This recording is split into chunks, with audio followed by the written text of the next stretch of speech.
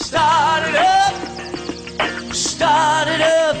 with the Startup Another news item that I'd like to Nation. actually focus on you, Scott Gerber, the Gen Y guy. There are some incredible. Do Sergey Brin and Larry Page qualify as Gen Y, or are they too old? No, they're a little bit outside of our demo, but not by too much. Okay, well, when they started, they were in the age range that today qualifies for Gen Y. And as you all know in the news, they have asked Eric Schmidt to step down, and Larry Page has retaken the helm of Google, and that leaves the company now with its young leadership. And it begs the question, why did Eric Schmidt get placed there in the first place? And there was a comment, Charlie Rose asked that question of the guys, the founders, and they were quoted as saying they hired Eric Schmidt because they wanted parental oversight, parental supervision.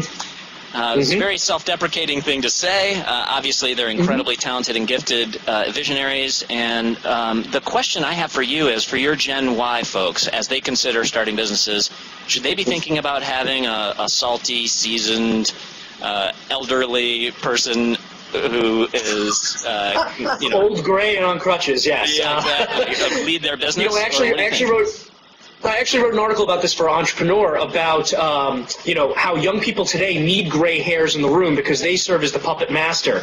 At the end of the day, gray hairs love gray hairs. You can't. It is a world run by older generations where young people are beating down doors. But still, the best play in any business is always to be strategic about every decision you make. So if you're going to find opposition simply because someone thinks you're younger, I always advocate bring someone in the room they can relate to, even though you're truly controlling the puppet strings. At the end of the day, it is never a bad thing to have wise counsel, regardless if that counsel is someone who got bought out 2 years ago by Google and is 26, or someone who's been in a brick-and-mortar business for 50 years. I think it comes down to the decisions you need to make. I think it comes down to who you can get in the room to believe in your vision, your mission, and push that from their perspective.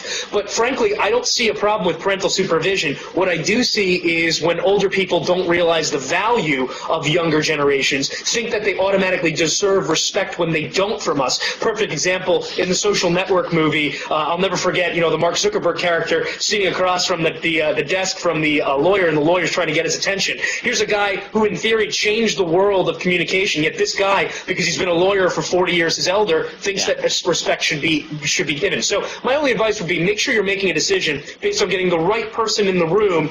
It's not always about the gray hairs, but they don't hurt if you know how to control them.